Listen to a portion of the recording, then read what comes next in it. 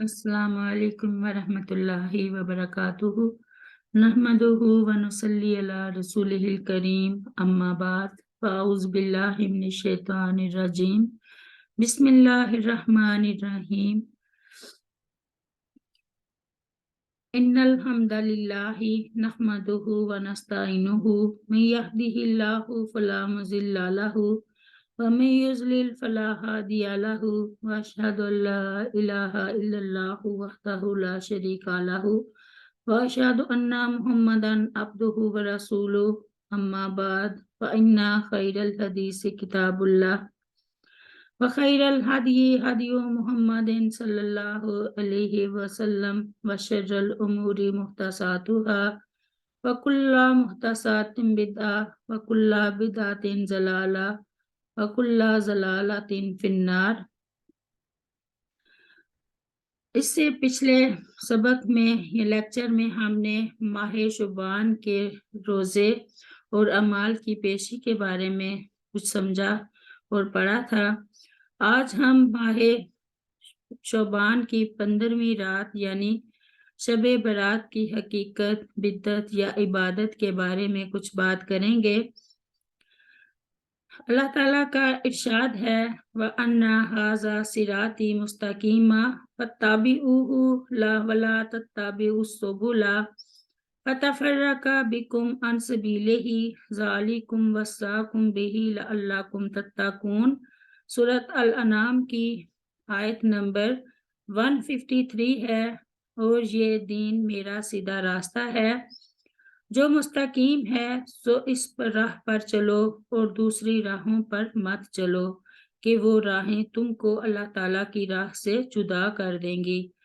इसका तुमको अल्लाह ताला ने ताकीदी हुक्म दिया है ताकि तुम परहेजगारी इख्तियार करो। दूसरी जगह पर अल्लाह ताला का इरशाद है शरअ लकुम मिनद्दीनी मा वस्सा बिही नूहा वल्लज़ी औहैना इलैका वमा वस्सैना बिही इब्राहीमा व मूसा व ईसा अन अकीमुद्दीना वला ततफर्रकू फी। सूरत अश-शुरा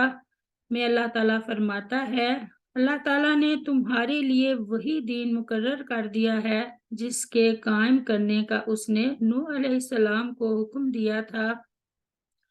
और जो बजरिया वही हमने आपकी तरफ भेज दी है और जिसका ताकीदी हुक्म हमने इब्राहीम अलैहिस्सलाम और मूसा और ईसा अलैहिस्सलाम को दिया था कि इस दीन को कायम रखना और इसमें फूट ना डालना। इन दोनों आयतों से पता चलता है कि हर कलमा गो को इस बात का मुकल्लफ बनाया गया है कि वो सिराते मुस्तकीम को लाजिम पकड़े और इससे ज़रा बराबर भी इधर उधर ना हो। यही रास्ता अंबिया अलैहिमुस्सलाम का भी रहा है और इसी पर चलना इंसान की हसन आक़िबत के लिए ज़मानत है और इस रास्ते से ज़रा बराबर दाएं बाएं होना उसकी हलाकत का सबब है। अल्लाह ताला के रसूल सल्लल्लाहु अलैहि वसल्लम ने इसी चीज़ को एक मिसाल से समझाया है। चुनाचे हज़रत अब्दुल्ला बिन मसूद रज़ी अल्लाह अन्हु से रवायत है कि रसूलुल्लाह सल्लल्लाहु अलैहि वसल्लम ने एक खत खींचा और फरमाया ये अल्लाह ताला का रास्ता है। फिर इस खत के दाएं बाएं कुछ खत खींचे और फरमाया इन रास्तों में से हर रास्ते पर एक शैतान बैठा है और उसकी तरफ बुला रहा है। इसके बाद आप सल्लल्लाहु अलैहि वसल्लम ने ये आयत मुबारका तिलावत फरमाई व अन्ना हाजा सिराती मुस्तकीमा फत्ताबिऊहु वला तत्ताबिउस सुबुला फतफर्रका बिकुम अन सबीलिही ज़ालिकुम वस्साकुम बिही लअल्लाकुम तत्तकून।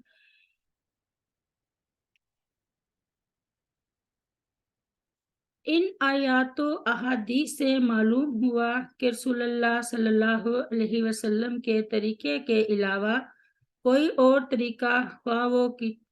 देखने में कितना ही अच्छा लगे गुमराही का रास्ता है। इसी चीज़ को शरीयत की इस्तिलाह में बिद्दत से ताबीर किया जाता है اور یہ سب کو معلوم ہے کہ ہر بدعت گمراہی ہے، چنانچہ نبی کریم صلی اللہ علیہ وسلم نے ہر بدعت سے بچنے کی تلقین کی ہے۔ سب سے عمدہ بات کلام الہی ہے اور سب سے عمدہ طریقہ محمد صلی اللہ علیہ وسلم کا طریقہ ہے، اور سب سے برے کام نئے ایجاد کردہ ہیں جو بدعت ہیں، اور ہر بدعت گمراہی ہے اور ہر گمراہی جہنم میں جانے کا ذریعہ ہے۔ ایک اور حدیث میں ارشاد نبی صلی اللہ علیہ وسلم ہے، صحیح مسلم کی روایت ہے، جس نے کوئی ایسا عمل کیا جو ہمارے حکم کے مطابق نہیں تو وہ گمراہی ہے۔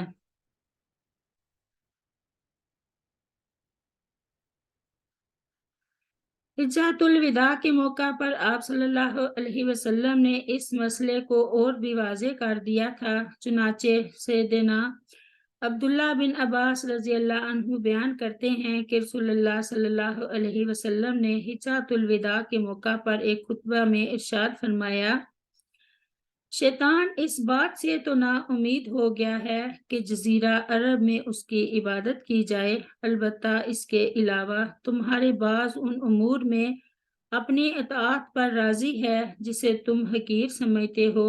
لہٰذا اس سے ہوشیار رہنا۔ یاد رکھو، میں تمہارے درمیان دو چیزیں چھوڑ کر جا رہا ہوں، جب تک تم انہیں مضبوطی سے تھامے رکھو گے کبھی بھی گمراہ نہیں ہوگے، اللہ تعالیٰ کی کتاب اور اس کے نبی کی سنت۔ معلوم رہے کہ سنت کا راستہ بالکل واضح اور روشن ہے، اور اس سے ہٹ کر شیطان کے راستے پر چل پڑنا ہلاکت کا ہم معنی ہے۔ ارشاد نبی صلی اللہ علیہ وسلم ہے، میں تم کو ایسی شاہراہ پر چھوڑ کر جا رہا ہوں جس کی راتیں بھی دن کی طرح روشن ہیں، اس سے وہی شخص بھٹکے گا جو گمراہ ہونے والا ہے۔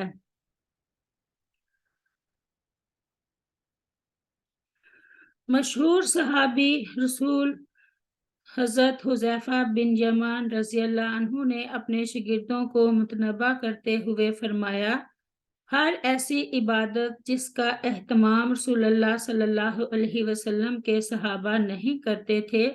تم لوگ بھی اس پر عمل نہ کرو، اس لیے کہ تم سے پہلوں نے اس بارے میں کسی بات کی کوئی گنجائش نہیں چھوڑی ہے۔ لہٰذا اے قاریوں کی جماعت، طالب علموں، اپنے سے ماقبل بزرگوں صحابہ کے طریقے ہی کو اپناؤ۔ اس وضاحت کے بعد جو شخص بھی بدعت کی طرف مائل ہو، بلا شبہ وہ ہلاکت و بربادی کی راہ پر ہے۔ لیکن بدقسمتی یہ کہ نبی صلی اللہ علیہ وسلم اور صحابہ کرام کے اس اہتمام کے باوجود اس امت کے ایک بڑے گروہ نے نبی صلی اللہ علیہ وسلم کی ان تمام تعلیمات کو پس پشت ڈال دیا اور طرح طرح کی بدعات و خرافات میں اس طرح مبتلا ہو گئے کہ ان کے درمیان سے آپ صلی اللہ علیہ وسلم کی سنتیں ناپید ہوتی جا رہی ہیں، جیسا کہ اس کی پیشن گوئی خود آپ صلی اللہ علیہ وسلم نے کر دی ہے۔ جب کوئی قوم بدعت ایجاد کرتی ہے تو اس کے عوض ان سے ایک سنت چھین لی جاتی ہے،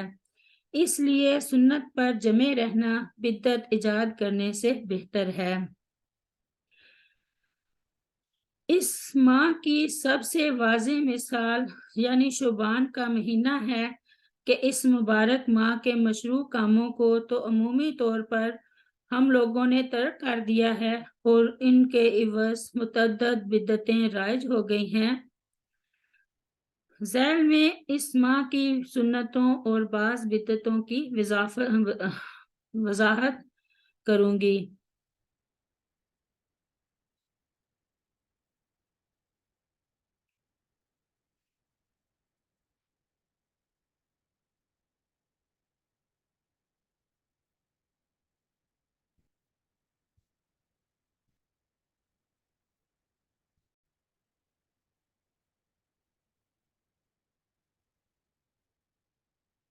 اس ماہ کے مشروع کاموں کے بارے میں تو ہم نے بیان کر دیا، اب اس ماہ کی بدعتیں۔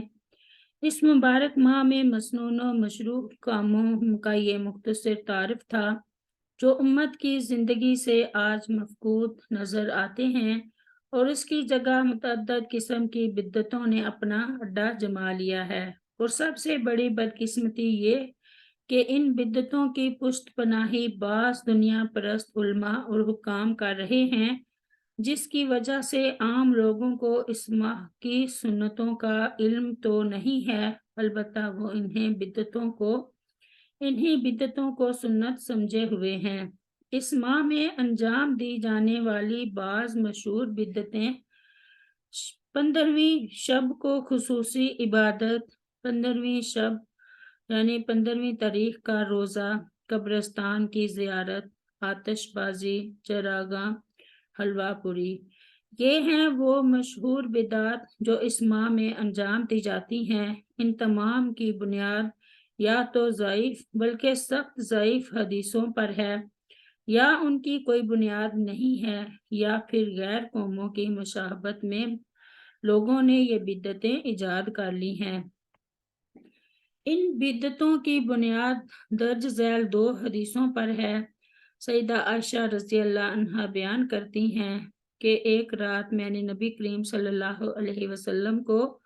اپنے پہلو سے غائب پایا، تلاش کیا تو آپ صلی اللہ علیہ وسلم بقیع قبرستان سے تشریف لا رہے تھے۔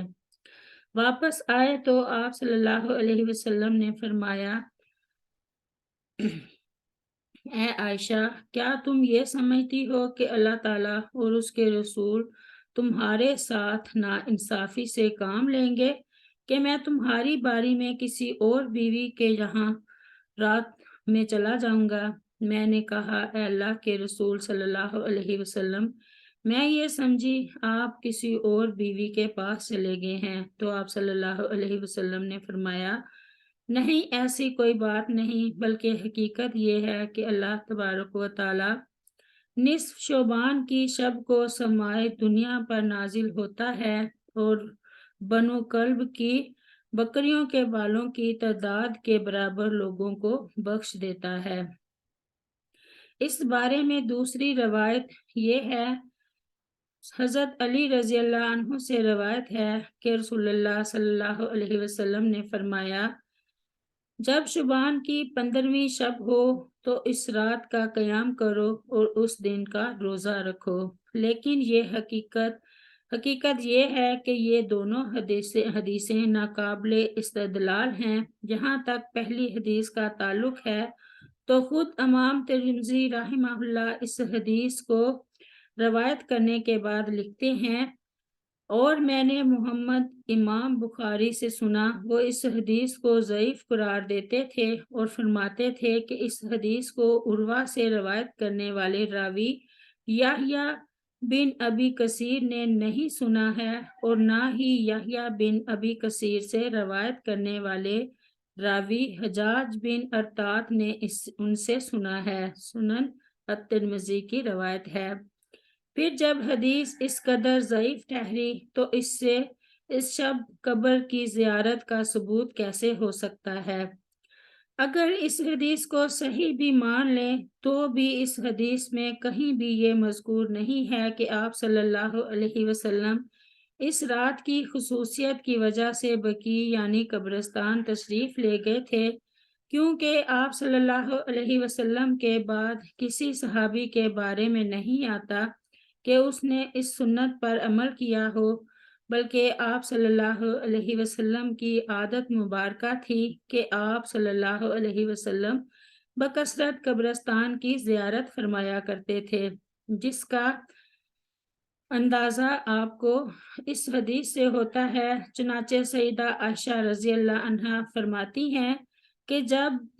کبھی بھی نبی کریم صلی اللہ علیہ وسلم کی میرے ہاں باری ہوتی تو آپ صلی اللہ علیہ وسلم رات کے آخری حصے میں بقیع قبرستان تشریف لے جاتے اور یہ دعا پڑھتے۔ ذرا سوچنے کی بات ہے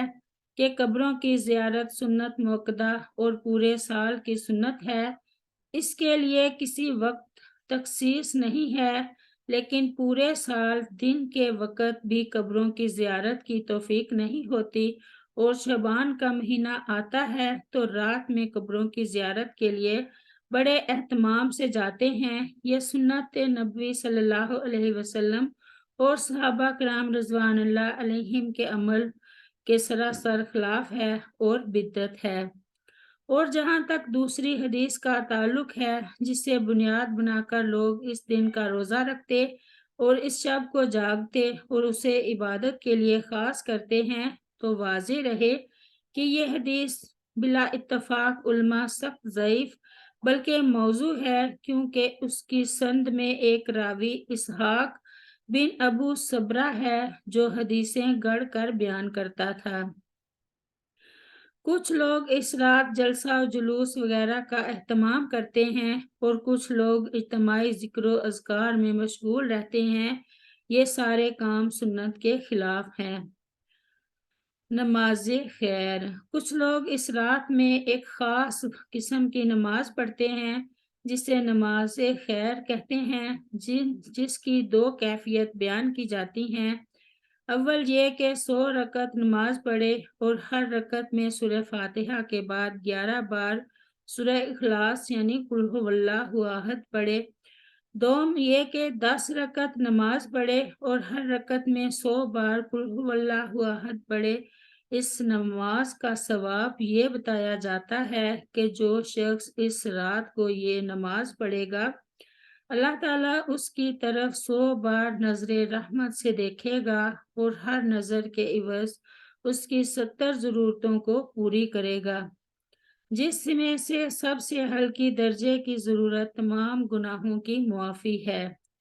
اس حدیث کے باطل اور نبی صلی اللہ علیہ وسلم پر جھوٹ ہونے کی سب سے بڑی دلیل یہ ہے کہ حدیث کی کسی بھی کتاب میں اس کا وجود نہیں ہے، بلکہ احیاء العلوم جو من گڑت اور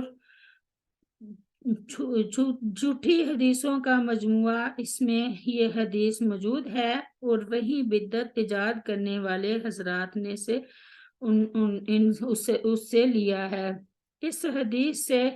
متعلق حافظ عراقی لکھتے ہیں کہ یہ حدیث باطل ہے۔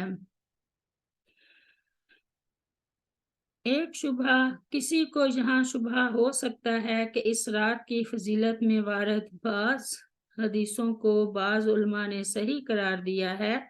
لہٰذا اس میں بیدار رہ کر عبادت کرنا ایک مسنون عمل ہوگا۔ اس کا جواب یہ ہے کہ کسی دن یا رات کا افضل ہونا اور بات ہے، اور اسے عبادت کے لیے خاص کرنا بالکل جدا مسئلہ ہے، کیونکہ کسی دن یا رات کے افضل ہونے کا یہ معنی نہیں ہے کہ اس دن کوئی ایسی عبادت کی جائے جو شریعت سے ثابت نہیں ہے، جیسے جمعہ کی رات اور دن اور یوم النحر کا افضل ہونا بلا شبہ ایک ثابت شدہ امر ہے، لیکن اس دن روزہ رکھنا، ان راتوں میں جاگ کر عبادت کرنا جائز نہیں ہے، اور یقیناً یہی وجہ ہوگی کہ نبی صلی اللہ علیہ وسلم اور صحابہ کرام سے اس رات میں کسی بھی قسم کی عبادت ثابت نہیں ہے۔ آتش بازی اور چراغاں، ماہ شعبان کی یہ بدعت بہت عام ہے۔ اس کی ایجاد ہندوؤں اور مجوسیوں کی تقلید ہے، کیونکہ ہندوؤں کا ایک تہوار دیوالی ہے جس موقع پر وہ اپنے گھروں، گلی کوچوں اور اپنے کھیتوں تک میں چراغاں کرتے ہیں۔ مزید یہ کہ وہ اس دن اپنے گھروں کا لیپ اور صفائی وغیرہ کا کام بھی کرتے ہیں، حتیٰ کہ اس دن ہندو اپنے گھروں کے برتن وغیرہ بھی تبدیل کرتے ہیں، اور یہ سب کام پرکھوں کی روحوں کو خوش کرنے کے نام پر ہوتا ہے۔ ہندوؤں کی مشابہت میں جاہل مسلمانوں نے بھی سال کے ایک دن میں بینہ یہی کام شروع کر دیے ہیں۔ ہندوستان سے باہر یہ بدعت مجوسیوں کی تقلید میں ایجاد ہوئی، چنانچہ ایک شامی عالم امام ابو شامہ مقدسی رحمہ اللہ لکھتے ہیں، بدعتوں نے دین میں جو نیا کام ایجاد کر کے حدود شرع سے تجاوز کیا، مجوسیوں کے راستے پر چل پڑے اور ان کا دین کھیل تماشا بن کر رہ گیا، ان میں سے ایک کام شعبان کی 15ویں شب کو چراغاں کرنا ہے۔ اس بارے میں نبی صلی اللہ علیہ وسلم سے کوئی حدیث ثابت نہیں ہے، بلکہ اس کا معجد دین کا دشمن اور مجوسیوں کا ہمنوا ہے، کیونکہ آگ مجوسیوں کا معبود ہے۔ اسلام میں اس بدعت کے اصل معجد برامکا ہیں، جو اصل میں مجوسی تھے اور مسلمان ہونے کے بعد بھی انہوں نے اسے جاری رکھا تاکہ ان کے باطل مذہب کی تائید ہو سکے، یعنی جب نماز پڑھیں یا سجدہ کریں تو ان کا رخ آگ کی طرف رہے۔ وہیں سے یہ بدعت مسلمانوں میں شروع ہوئی اور آہستہ آہستہ اس قدر عام ہو گئی کہ مسلمان اسے دین سمجھنے لگے۔ استغفر اللہ ربی من کل ذنب واتوب الیہ۔ اللہ تعالیٰ ہمیں ایسی بدعات اور خرافات سے محفوظ رکھے اور خاص شریعت محمدی صلی اللہ علیہ وسلم پر عمل کرنے کی توفیق عطا فرمائے۔ سبحان ربک رب العزت عما یصفون وسلام علی المرسلین والحمد للہ رب العالمین۔ السلام علیکم ورحمۃ اللہ وبرکاتہ۔